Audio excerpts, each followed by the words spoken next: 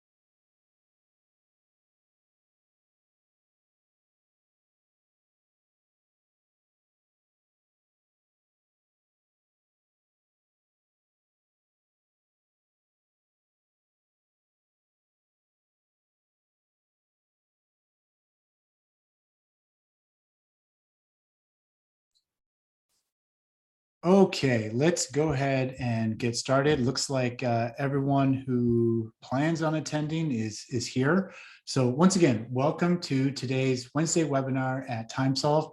My name is Scott Clayson. I'll be your host for today's session. And for those who have been joining and attending these Wednesday webinars for a long period of time, I've been hosting these for, gosh, 3.5, maybe 4 years, I think, every month. This will be my last Wednesday webinar that I will be conducting. Some of you probably know TimeSolve was acquired by a private equity company about 1.5 years ago, and I'm actually moving to that level. So I'm still going to be involved with TimeSolve, but just not on a day-to-day basis. So you'll have a new host for the Wednesday webinar starting in November. So that's the local news here at TimeSolve. So that being said, let's get into why you're actually here today, and that is to learn some of the tips and tricks to get the most out of TimeSolve.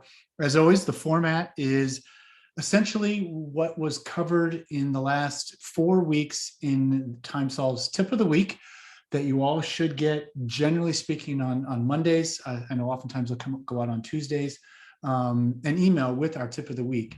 And this can be new product release information, so new features that are now available in TimeSolve, or more importantly, I think just understanding and getting the most out of TimeSolve by learning some things that you may not have known were available or had forgotten about because you may not use them all the time. There's a number of times where our users will call into support and or say they want to maybe look at another tool because TimeSolve can't do XYZ, and we love to tell them, like, no, you can do that with TimeSolve.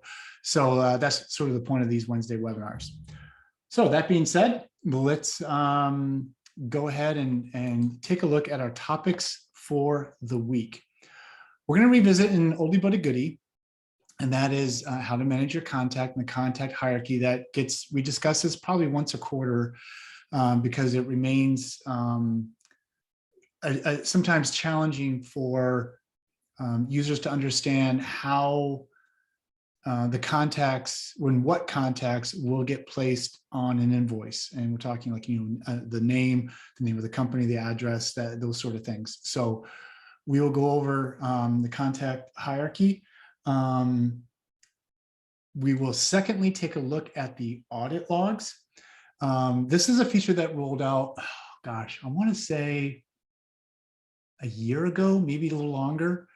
But if you're not familiar with the audit logs, it's a great place, especially for firms that have multiple users here. You have 4, 5, 6, 7 different people, maybe more, using TimeSolve.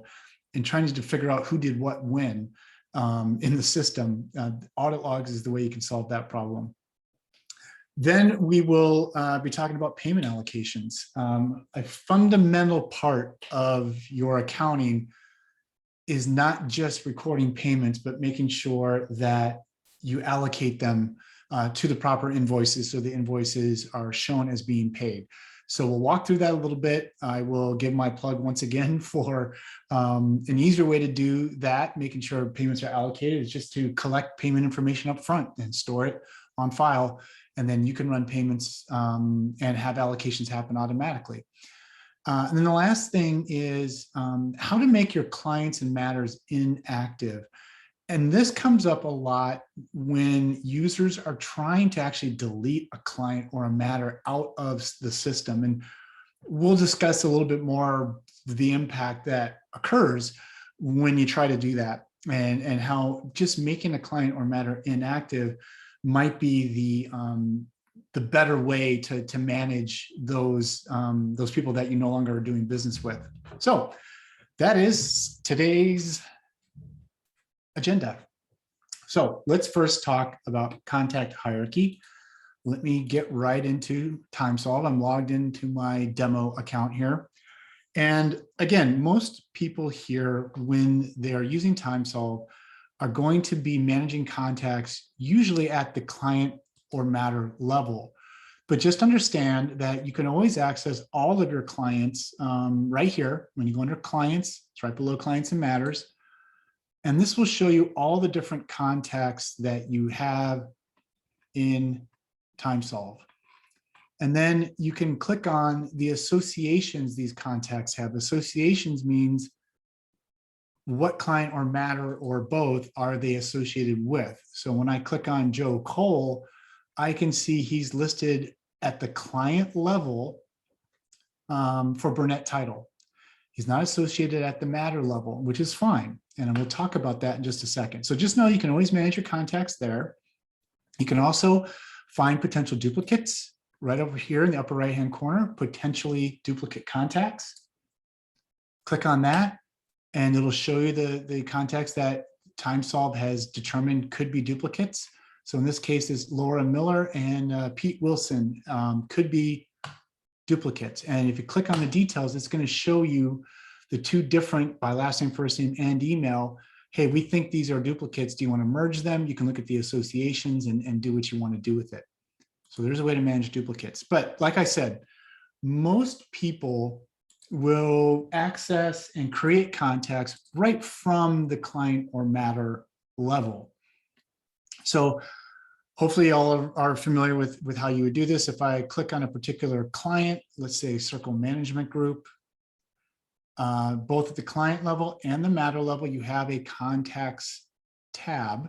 So if I click on that, you can see I have 3 contacts associated with Circle Management Group.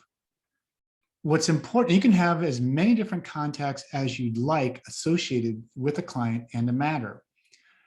But the key thing is people obviously want to know which of these contacts is going to actually appear on the invoice. And that's what I want to kind of cover here. And where that can be determined is right underneath under contact type, this column here. TimeSolve by default will first look at, let me step back a bit. When an invoice is being created and there's a place to put the contact on that invoice, where is TimeSolve going to look for that contact? First, it's going to look at the matter level. Do you have a contact associated at the matter level for that invoice? If the answer is no, then it will roll up to the client level and say, looking for at the client level, do we have a contact associated with that contact? Here, the answer is yes, I have 3. So which 3 are going to be, which one of these 3 is going to be on the invoice? Well, in this case, it's going to be the one labeled optional invoice. That is a contact type. The scenario here is something like this. Landon Donovan might be the president of Circle Management Group. He doesn't want to get the invoices though. he doesn't want his name on the invoices. He wants that sent to his accountant. And his accountant is Mark Knopfler. So Mark Knopfler, when he was created as a contact, was designated as an optional invoice type. Now, if you don't have any contact labeled as optional invoice, it will go to whoever is labeled as the main contact. So where do you actually, associate the contact type? Well, when you create a new contact, and I'm just going over here to new contact right here, this is the type, and it's going to, by default, come up with main. Related party and other are just nice designations to show other contacts that are associated with the client or the matter. It's main and optional invoice that will determine what contact gets put on an invoice. Okay. So like I said, the hierarchy is this. It's first going to check at the matter level. Let's go to a matter here for Circle Management Group. And let's look at a sorry, I have to actually choose a matter. That would be helpful, Scott. I'm going to choose the matter consultant training. And I'm going to go over here to the contacts. And I can see that I have no contact associated at the matter level. TimeSolve will show me I do have the default invoice contact as Mark Knopfler. Why? Because he's the contact type optional invoice, right? So the nice thing is at the matter level, when you click on contact, it'll show you who the default is. In this case, it's rolled up to the matter level, and it's showing me that Mark Knopfler is going to be the contact placed on an invoice because of his contact type. If there is no optional invoice at the matter level, no optional invoice contact type at the client level, it will then go to whoever's designated as the main contact. Same thing down here at the matter level. If I have a contact here at the matter level and they're designated as the main contact, they'll be placed on the invoice. It will not roll up to the matter level. It will not roll up to the client level. It only will do that if you don't have anybody at this level here, the matter, okay? And again, if you don't have any contact associated with your client or your matter, and you generate an invoice, there's going to be no contact on that invoice. There's going to be nothing. It'll be blank in that area. Any questions? And again, I didn't mention this at the top like I normally do, but you have a Q&A icon at the bottom of your screen where you can ask questions. Any questions on contacts?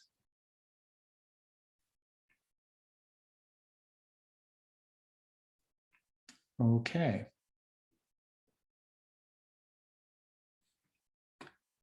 One last thing I will mention before we move on to our next topic is notice here that it's showing me by default any contacts that are associated with the client or the matter. If you know you've already created a contact before you even started work with that person, you just put them in TimeSolve as a contact because you wanted to store their phone number, almost like a CRM type of system. And now you've created a new client and you want to associate that contact as that client, you could always go right here to show me all contacts. Yes, I want Terry Bradshaw to be associated with Circle Management Group.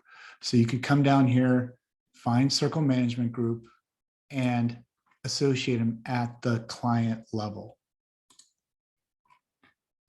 So again, that's a relationship. You have contacts and then the associations of contacts with your clients and matters. Obviously, it's just much easier to show just associated here. That's what generally you're going to be wanting to see. The other big takeaway here, one last thing before we move on, you do not, and this is where we get a lot of duplicates get created. If you have Landon Donovan here at the main client level, you do not need to associate him at the matter level as well. You don't have to go into the specific matter, go under contacts. And this is where you don't see Landon Donovan here. It's like, oh gosh, I don't see him here. I need to put him in here. I'll create him again. No, you don't need to do that. Okay. All right. That is our contact hierarchy. Let's move on And let me remind myself of audit logs. Yes, audit logs. Okay, so switching gears. Let's talk about issues you may have in trying to figure out who did what within TimeSolve. Who created that invoice? Who recorded that payment? Who set up that new client? You know, all of these sort of questions you may have when you see things happening in the TimeSolve account. And obviously this is going to be the case if you have multiple users within your account. So the audit log is only available to see if you are designated as an administrator of the TimeSolve account. And remember, you can have multiple administrators of your account, but you will only see this audit log option here under your account settings. So you go under account to audit log. You'll only see that if you're an admin. Nobody else gets to see that unless they've been turned on as an admin. So I'm going to go to audit log here. This is essentially a running history of everything that's been done within your TimeSolve account. So you could find out what exactly is going on here if there's some things that are appearing that you don't know how or why they're there. So there's a lot of different ways you can filter this information. So let's run through the various columns here. I think it's pretty obvious what the timestamp is telling us. Application, and you can see most of these are all, for my account, are all saying web app.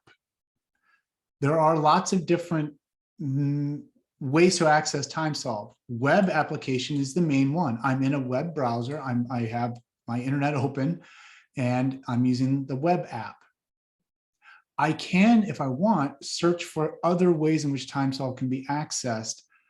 Going up under this filter here, application. What are my other options? It's more than you might think. If you see back office as something in the audit log, this is something that happened on our end that TimeSolve did. Client portal. If you access and use the client portal so that your clients can log in to pay invoices and see their invoices, it will appear under application here. Developer account, same thing. If you have developers that are working on, or we have developers working on things. Mobile, self-explanatory. If you made a time or expense entry using the TimeSolve mobile app, it would appear in the audit log under the application of mobile. If you use the Outlook add-in, if you've done a QuickBooks sync, single sign-on, time sync, web app, we just discussed web services. Okay, so there's lots of different things that you'll see here under the application. User, self-explanatory. Okay, you get to see who did it. And then what exactly happened.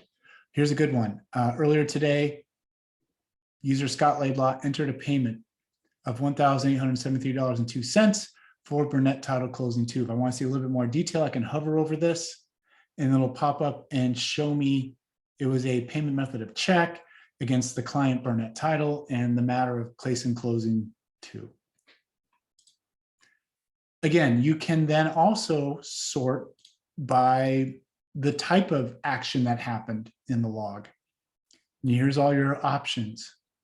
So maybe it's something related specifically around trust accounting or trust transaction or a time entry or statements, related party, whatever, payments. It could be whatever. You can see there's a number of options to choose from if you're looking for a very specific action that happened. If you think you have an idea of who the person was, you will see all of that here. You see these other names. These are names of actual contacts because this has to do with like the client portal. If they, made a payment via the client portal, then that's why their name would appear here. Let's see if Drew Pearson even comes up here with, I got to put probably a longer, let's go back a couple years. See if Drew Pearson comes up. Oh, no, he didn't. Okay. I think he has access to the portal, but I probably didn't actually do anything with him. So, and then also, obviously, you could search by the client and matter. And again, same thing, the way you find your clients and matters when you're making time and expense entries, you can double click to see the whole list or to start typing the name of your client or the name of your matter. And when you see things like updated, you can see you can go to, like in this case, I did some updates on some professionals. So you could like updated client orange ball. So I can click on that icon there and it's going to take me right to the client. Really handy tool, this audit log, especially again for firms that have multiple users. Questions at all on the audit logs?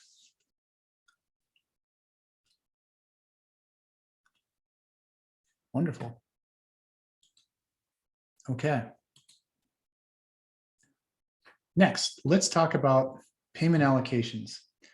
I've beat this drum before. Those of you that have been on this webinar before probably have heard me say this and use examples actually where we have had firms that will record payments in TimeSolve, but they never allocate them towards an invoice. And what's the impact of that? What it means is you have no idea which specific invoices have been paid and which haven't. You just hope when you go back and try to close out a month financially, let's say we're trying to close August of 2021. You just hope that when you bottom line look at how much did I bill for August of 2021, I billed $15,000 worth of work, whatever the case may be. You just hope that the payments, when you run a payment report, matches that. I billed out $15,000, I collected $15,000, everything is great. But what happens if it's off? And you realize that you only have $12,000 of payments recorded for $15,000 that are billed. If you never allocated those payments towards an invoice, you're never going to know where that money is missing. And this sounds like accounting 101, but you'd be surprised how many calls we get from clients that have done just that. They're not properly allocating a payment, recorded payment, to an invoice. So let's roll over how you can do that. The easiest method, I think, is if you go to your sent invoice screen. This is a great place, and I've always said this, this is almost like your running AR screen, where you could, for any certain period of time, see what invoices still have a balance and which don't, which ones are marked as paid. Let's go back a little further, and I can find some that have been paid. Yeah, so if an invoice has been out, a payment has been paid and allocated, right here, it's going to show you that invoice has been paid. These three have been paid. These three still have a balance on them. So again, use your sent invoice screen as like your running AR screen. I think it's a fantastic, fast, easy way to, at a glance, understand how much money is still outstanding. So let's say that we get a check from Orange Ball for the various matters they're working on here for me. Notice that any unpaid invoice has this little dollar bill icon next to it. When I click on that, it's going to take me right to the payments screen I could access otherwise under payments, right here, payments and payments. But I'm going to get it to it right away by just clicking this currency icon. It's going to already bring up the client and matter for me. It's already going to pre-populate the amount because that was the amount on the invoice. This is where you say, okay, this is going to be a payment, not a credit and not a write-off. Payment method. This is self-explanatory. You could even do now, as we have talked about, you could do if you're taking credit card, you could do a one-off credit card payment by choosing manual entry if you'd like. Take the credit card over the phone. This person from Orange Ball is a creative marketing agency actually here in the Twin Cities. Orange Ball is going to pay via a credit card over the phone. I could do manual entry. External is if you have like a credit card machine in your office and you're taking credit card that way, and so on. ACH, same way. Or maybe just a check, good old fashioned paper check. Put a reference number. Oftentimes, if it is a check, people will put the check number here. You could put any notes you want on it. But I'm going to record the payment. So yay, I've recorded the payment. I'm there. This is where you don't stop. And this is where too many people will stop, is they've recorded a payment. Great. Well, you now need to allocate that payment. And you notice automatically down here, I'm going to see for Orange Ball and the PowerPoint build, all of the payments I still need to allocate. So I have $1,500 that I get available funds to allocate towards a $1,500 invoice. That's convenient. So I'm going to click allocate here. And it's going to show that I actually have a couple of outstanding invoices not paid. I have this one from last April for $2,350 or $2,335. And I also have the one that I was allocating, you know, the most recent one here. So now you have options. And you could say, allocate to the oldest invoice first if you have an outstanding invoice. In this case, you can see when I clicked on that, it's doing all the payment amount towards this invoice. You could say compute equal proportions. So it's going to split it up.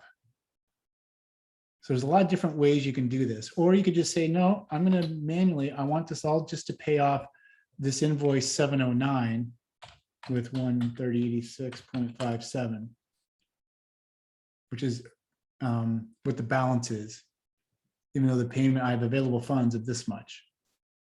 So I'm going to hit allocate. Nope. Oh, I got to put 0 here. I can't leave that field blank.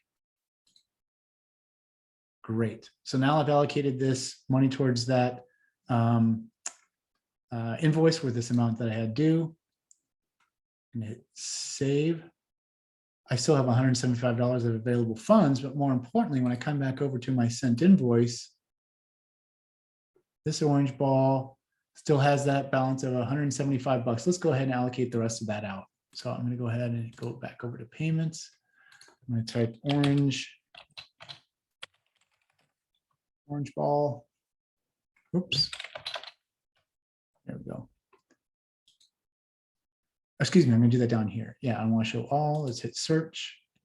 $175. Let's allocate it. And I'm going to do 175. Oh, my typing's bad. It's still going to be a balance for this one here. Oh, you know what? It's not going to show the complete payment of that invoice because that invoice was multiple matters. That's why. Still going to show an amount. Yeah, I still have a balance. Okay. Yep. So let's do this Burnett closing one. Or no, let's do TSM, due diligence. This will make it just a little cleaner, I think. So we have the amounts already pre-populated by check. I'm going to hit save. I'm going to allocate. I'm going to allocate right there, hit save. Go back to my sent invoices. Oh, I still have a $360 balance. All right, I had multiple outstanding invoices as well. All right. Let's see what I can do here. I don't have any more available funds. Okay. Understand that if you were able to pay off that invoice completely, it would show as paid. But I have multiple invoices, it looks like, for these people. So that maybe wasn't the best demonstration. But the idea is, as payments come in, allocate them towards your invoices. And again, this is my plug where if you, for example, you know, keep for Orange Ball, if you go to the payment setting, you've collected Orange Ball's credit card information when you first started working with them, then you wouldn't have to do all of that work on allocating payments and so on. You could just go to your sent invoice screen and check this box and hit charge if you have their payment method on file. You can even search by, you know, show me everybody that has payment method on file. In this case, it's everybody who's been paid. So that would be obviously the most convenient way to do that. The question that came in, can you allocate automatically to the oldest invoice or invoices pending? No, you have to do that. You do have to designate that you want to do the oldest one first. So when you're going to allocate, let's see if this one will come up properly. I'm going to delete all allocations. You do have to click here and say, no, allocate to the oldest first. And then, you know, the amount here was 360. So in this case, I had available funds of 1430. I'm going to allocate $360 to this invoice that is the oldest one. It'll be paid off. Then I'll pay off $1,000 of this $1,400 and so on. So you do need to say allocate oldest first. It won't automatically do that. It's a good question. It's great if your clients usually pay the entire balance due with, you know, obviously that's the neatest, cleanest thing. is they get an invoice for $1,430 and they send a check for $1,430. But we know that's not how real life works, and that oftentimes your clients may pay you in maybe some sort of arranged payment plan. They say, hey, can I pay you $1,000 now and $430 next month, whatever the case may be. Other questions about payment allocations?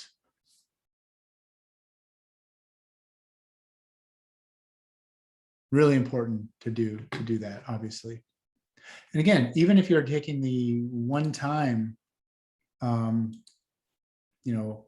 credit card, let me bring up like Orange Ball again.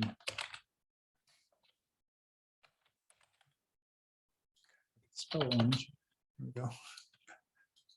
Where I'm doing a manual entry of $500. That's still going to be super easy. I'm taking this payment, I'm entering the credit card number, and then I'm going to allocate it in that fashion. It'll run the payment right here and now as soon as this pops up.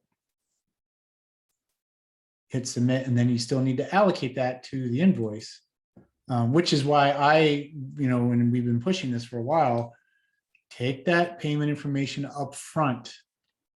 Then I don't need to type in anything. I don't need to allocate. If I were to just check this box and hit charge, because I had the Orange Ball payment information on file, it would automatically allocate the invoice, because it's charging the amount that's due. It's charging the balance due, and it will mark that invoice as paid. Simple way to get paid.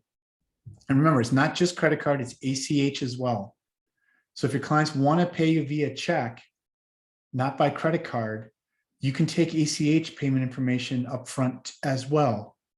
And again, you're not storing it. This is tokenized. It is completely safe if you're using, doesn't matter if you're using LawPay, if you're using TimeSolve Pay, both of them. TimeSolve Pay obviously is a deep integration into TimeSolve. LawPay integrates with TimeSolve.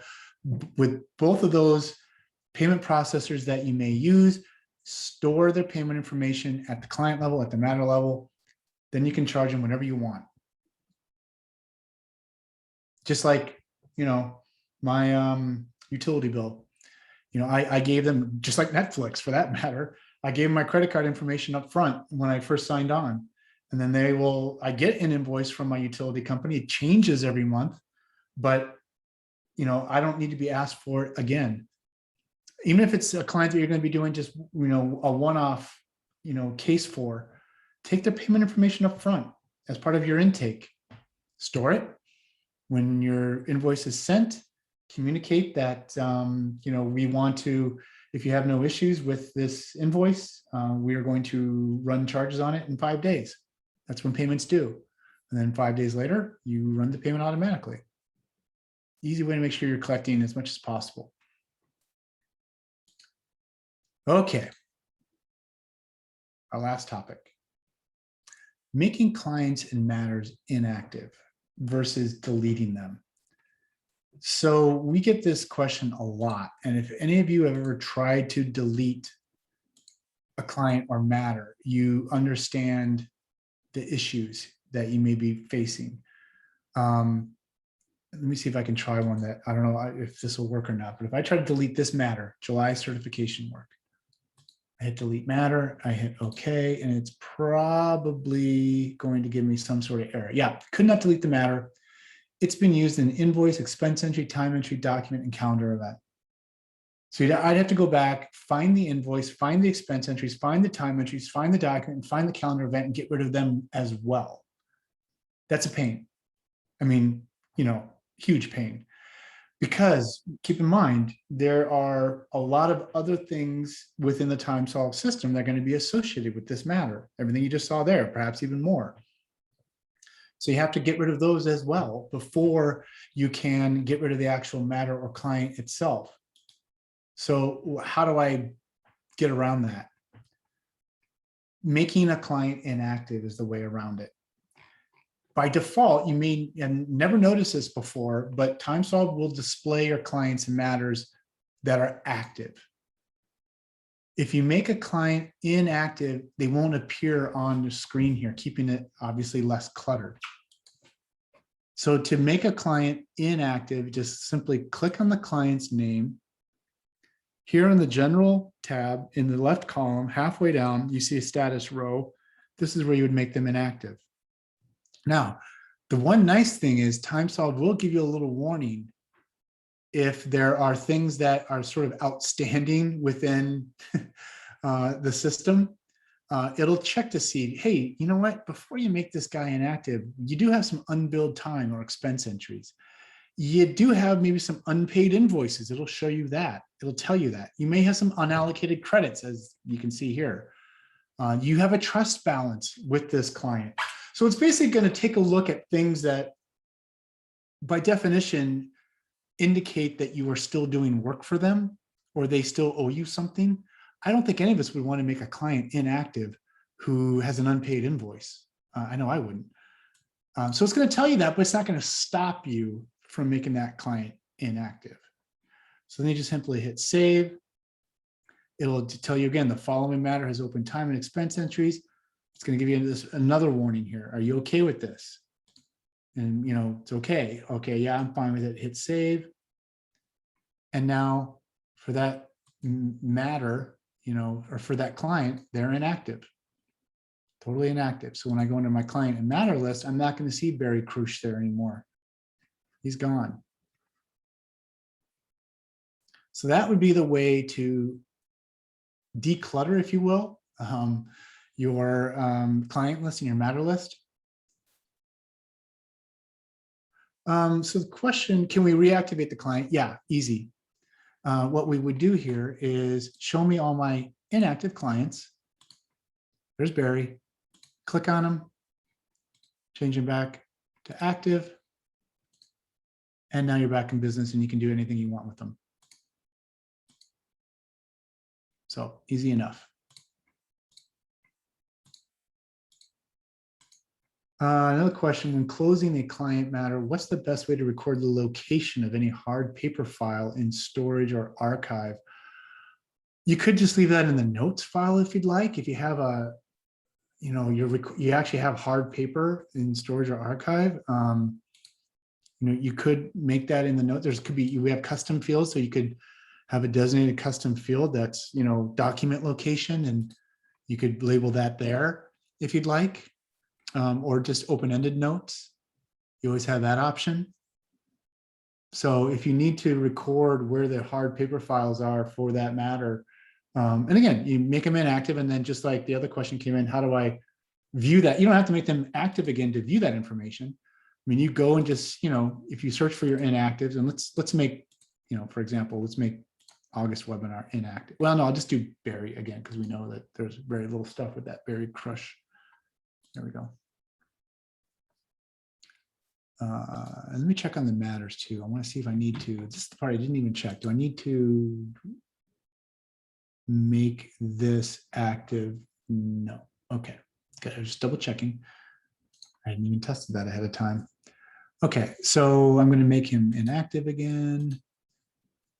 Hit save. It's been updated successfully. So now I could still come into my custom fields, even though it's an inactive client, and see whatever information I have. I could still see any notes that I have here. Yeah, good question. Any other questions about making clients inactive?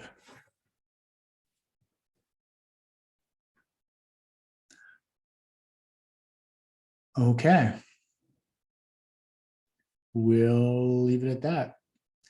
That's our last topic. Oh, another question did come in.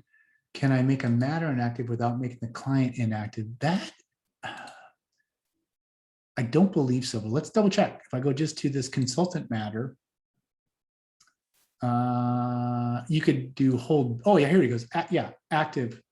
You could toggle off of that. Okay, and it's going to tell you the same thing. I'm going to hit save. It's been a matter, but it has 16 unbilled time cards, 16 unbilled, but it is now inactive. So if I go back here to Amir, you see that is that consultant, whatever matter it was, is not there anymore. If I go under matters here, then you can see it's there. But it's showing me that it's inactive. Okay. So again, if you missed that, you go to the particular matter. Again, you can reactivate it if you want by just checking that box again. So it's about halfway down, active or inactive, and you want to, check the box that you do want it active. Yeah, good question.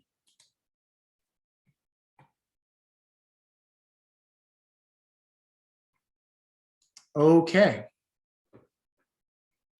Any other questions about any of the topics that we've covered today? All right, let's look at our next Wednesday webinar. It should be on November 10th, Wednesday, November 10th. There will be a new host, like I mentioned at the top, of the new for the Wednesday webinar. So break them in gently if you attend that. It's been my pleasure to do these every month. I know there's several people whose names I see like clockwork every month on these, and I appreciate you checking in every month. Like I said, I'll still be around TimeSolve, just in a different way. So enjoy the rest of your week, settle into, hope you all have a happy Halloween and have fun with that as we transition here to fall. And there's leaves coming down right now where I'm sitting in Minneapolis. So thank you, everybody. Have a great rest of your week. And we will catch up to you soon. Thank you very much.